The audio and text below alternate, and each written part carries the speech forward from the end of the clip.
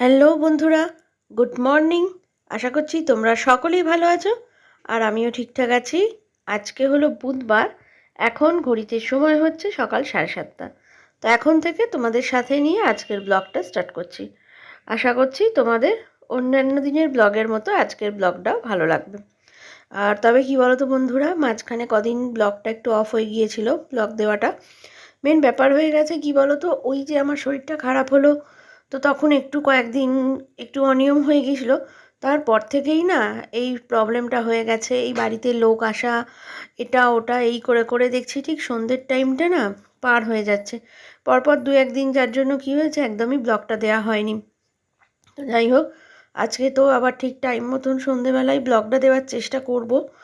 আর সকালবেলা উঠে ফ্রেশ হয়ে নিলাম, মুখ টুক ধুয়ে একদম ভালো করে ফ্রেশ হয়ে এবার ফুল এনার্জি নিয়ে একদম কাজে লেগে পড়ব।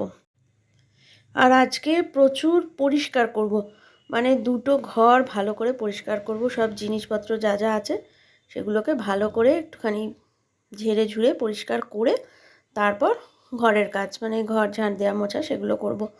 আর দেখো, এখন এই ঘরে চলে এলাম, এসে এই ঘরের জানলাটা খুললাম, খুলে আর এবার বিছানাটা গোছাবো।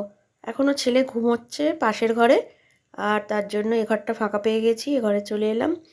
আর বিছানার ওপর দেখো, মানে প্রচুর খাতা বই ছড়ানো। বই নেই, খাতাই বেশি। তো লাগে হয়তো একটা খাতা, কিন্তু এখানে রয়েছে অন্তত 20 থেকে 22টা খাতা আছে।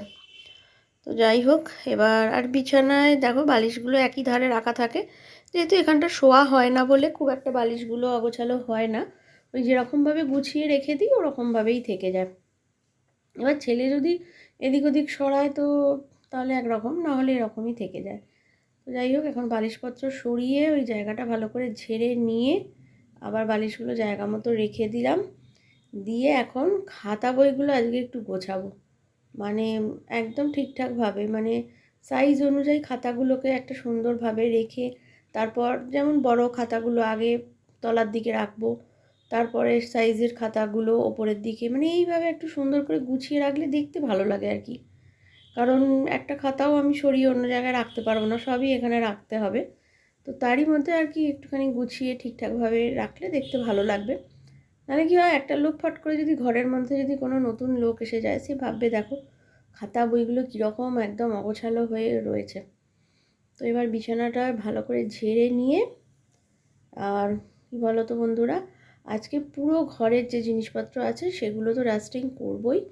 আর একটা জিনিস যেটা তোমাদের সাথে শেয়ার করা হয়নি, সেটা হচ্ছে আমার একটা পার্সেল এসেছে। তো অবশ্য ওটা আমি তোমাদের পরে দেখিয়ে দেবো, আর ওটার জন্য আলাদা আর ভিডিও আমি কিছু করিনি। ওটা একটু বাদেই তোমাদের সাথে দেখতে পাবে তোমরা, যে ওটা খুলে আমি তোমাদের দেখিয়ে দেবো কী এসছে। আর এরপর চলে এলাম টিভিটা পরিষ্কার করব। তো আর টিভির সাইডে এই যে দেখো প্লাস্টিকের যেগুলো প্লাস্টিক দিয়ে আটকানো থাকে সেইগুলোকে খুলে দিলাম। তো এটা নতুন নয়, প্রায় অনেক দিন, অন্তত 5-6 বছর তো হবেই টিভিটা, কি তারও বেশি মনে হয় হবে টিভিটা। তো এইগুলো কিন্তু খোলা হয়নি, আর দুটো সাইড থেকেই দেখলাম উঠে মতো এসেছে। তো সেই জন্য ওটাকে আবার ভালো করে একদম খুলেই দিলাম, নাহলে না দেখতেও বাজে লাগছে। তো দিয়ে এবার এগুলো সব ভালো করে পরিষ্কার করে নিচ্ছি, মানে এই ঠিক জায়গাটা যেখানটা টিভিটা রাখা থাকে ঝেড়ে ঝুড়ে ভালো করে পরিষ্কার করে এইবার রিমোটগুলোকে ভালো করে ঝেড়ে নিচ্ছি। আর রান্নাবান্না আগে ঘরের কাজ সব কমপ্লিট করব, করে ঘর ঝাঁট দিয়ে মুছে পরিষ্কার করে স্নান টান করে পুজো করে তারপর রান্নাবান্না করব। আজকে রান্নার সেরকম বিশেষ চাপও নেই, আর সেই জন্য আগে ঘরের কাজটা কমপ্লিট করে তারপর রান্না করব। আর রান্নাবান্না অবশ্য তোমাদের সাথে আজকে শেয়ার করা হয়নি, কারণ এই সমস্ত ক্লিনিংয়ের কাজগুলো শেয়ার করতে করতেই ব্লগটা অলরেডি অনেক বড় হয়ে গেছে। তো তার জন্য আর রান্নাবান্না কিছু শেয়ার করিনি। ওই দেখো সবই একটু আধটু হালকা করে ঝেড়ে দিচ্ছি। এবার এখানে এই যে চেয়ারগুলো একটুখানি পরিষ্কার করে নিচ্ছি, আর চেয়ারে কভার পরিয়ে দিয়েছি দেখো, দিয়ে এই কুশানটা এবার এর ওপর রেখে দিই। আর এদিকে আমি ঘরগুলো পরিষ্কার করছি, আর তখন ভাবলাম যে তাহলে কাঁচা বসিয়ে দিই একটু মেশিনে, এই সুযোগে কাঁচাটাও হয়ে যাবে। আর হয়ে গেলে অবশ্য এই কাঁচা এখন সকালবেলা, কিন্তু এই কাঁচাটা একদমই ভুলে গিয়েছিলাম জানো তো। মানে ঘরের কাজ করতে করতে একদম খেয়ালই ছিল না যে মেশিনে কাঁচা হয়ে রয়ে গেছে। তো এটা সেই সন্ধেবেলা শুকুতে দেয়া হয়েছে।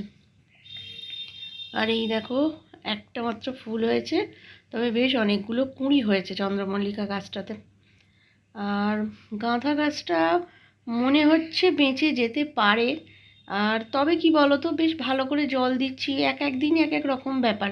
একদিন দেখলাম বেশ সবুজ হয়েছে, একটু কুঁড়ি ধরেছে, কিন্তু আবার দেখলাম আর একদিন মানে তার পরের দিনই দেখছি ওপরের আবার কয়েকটা পাতা কালো কালো হয়ে গেছে। কী যে হচ্ছে কি জানি, তবে চন্দ্রমল্লিকা গাছটা খুব সুন্দর হয়েছে। আর এই দেখো, এই যে টবটা তো আগের দিন কিনে নিয়ে এসে মানে একটা রবিবার তোমাদের দেখিয়েছিলাম কিনে নিয়ে এসেছি। আর এই যে পার্সেল এইটা এসেছে আজকে, এইটা ওই স্টোন মানে কালারিং যে স্টোন হয় ছোট ছোট, তো সেগুলো আর কি অর্ডার করেছিলাম, সেটা সকালবেলা দিয়ে গেছে। তো স্টোনগুলো এর ওপর দিয়ে দেবো, মানে এটা দেখতে কীরকম লাগছে, ওপরে বালি দেওয়া রয়েছে, তার জন্য ওপরে স্টোনগুলো দিয়ে দেবো।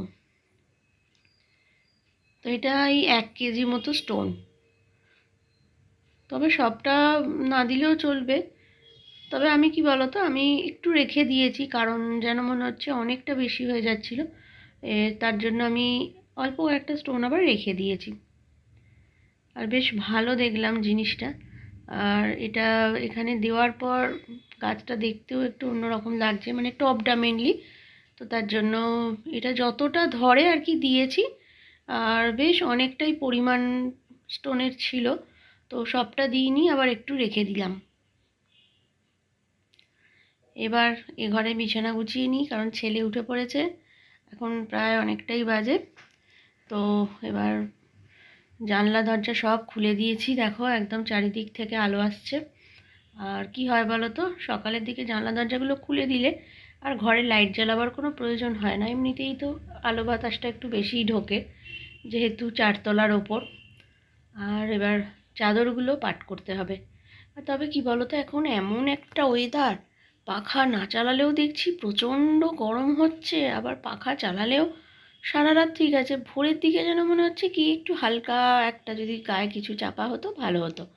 তো তার জন্য ওই ভোরের দিকে গায়ে দেওয়ার জন্য এই যে দুটো চাদর আবার রেখেছি, ওই সেটা একটুখানি ভোরের দিকে গায়ে দিতে হয়। তবে কম্বল গায়ে দেওয়ার মতন আর পরিস্থিতি এখানে অন্তত নেই। আর তবে কম্বলগুলো ওই ঘরের চেয়ারে সব জড়ো করে রেখেছি। এবার প্রচণ্ড যখন গরম পড়বে, যখন আর কদিন যাক গেলে কম্বলগুলো এবার একটা একটা করে কেচে এবার ওগুলো আস্তে আস্তে তুলে দেবো। এবার দেখো এই চাদরগুলো জায়গা মতো রেখে দিলাম, দিয়ে এবার এই টেবিলের মাথাটা একটু ভালো করে ঝেড়ে পরিষ্কার করে নিচ্ছি। আর একটা কথা কি বলো তো বন্ধুরা, তোমরা যারা যারা আমার ব্লগটা দেখতে দেখতে এত অবধি চলে এসেছো, তাদের সবাইকে জানাই, বা আমার নতুন পুরনো সবার উদ্দেশ্যেই আমি এটা জানাই যে সত্যি দেখো, আমরা এত কষ্ট করে যারা ব্লগ করি রোজ, ডেইলি ব্লগার যারা, তো তারা প্রত্যেক দিন এত কষ্ট করে আমরা ব্লগ করি। তো তা এই যে ব্লগটা করতে হয় না, তো এর পেছনে অনেকটা খাটুনি থাকে, অনেকটা পরিশ্রম থাকে। তো কিন্তু দেখছি কি বলো তো, সেই পরিশ্রমের ফল যেন ঠিকঠাক মতো পাচ্ছি না।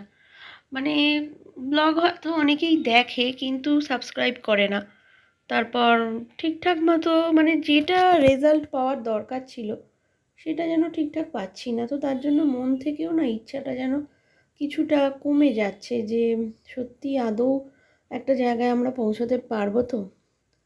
এটাও একটা মানে বিশাল বড় কারণ হয়ে গেল। দেখো কি বলবো, মানে যে কোনো জিনিসেই দেখো, একটা জিনিসে যদি আমরা লেগে থাকি, তো সেখানে যদি একটা সফলতা আসে, তো দেখবে সেটার জন্য আরেকটু এগিয়ে যেতে ইচ্ছা করে। কিন্তু দীর্ঘদিন ধরে যদি ওই আমরা একই জায়গায় দাঁড়িয়ে থাকি, তো তখন আর না সেই জিনিসটার প্রতি যে ইচ্ছাটা, মানুষের যে ভালোবাসাটা, সেটা আর অতটা থাকে না।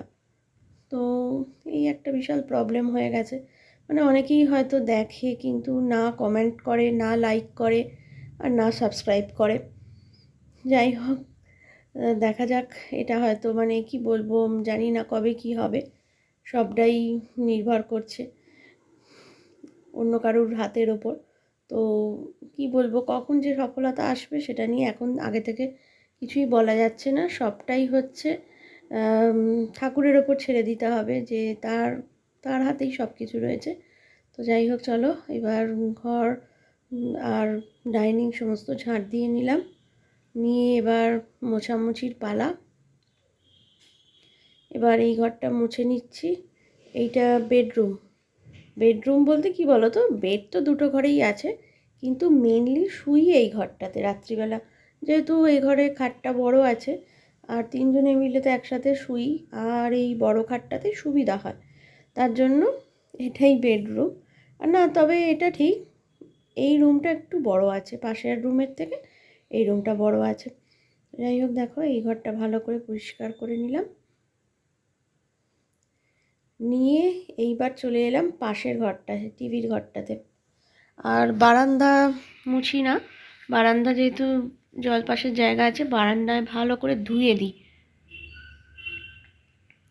আর একটা জিনিস কি বলো তো বন্ধুরা, ঘর মোছা, ঘর ঝাঁট দেওয়া, এগুলো করতে আবার আমার প্রচুর সময় লেগে যায়। মানে অনেকে দেখি আধা ঘন্টার মধ্যে ঘর ঝাঁট দিয়ে মোছা হয়ে গেল, তো আমার প্রচুর সময় লাগে, ওই একই জায়গায় 10 বার ধরে ঝাঁট দেওয়া মোছা এই সমস্ত করি।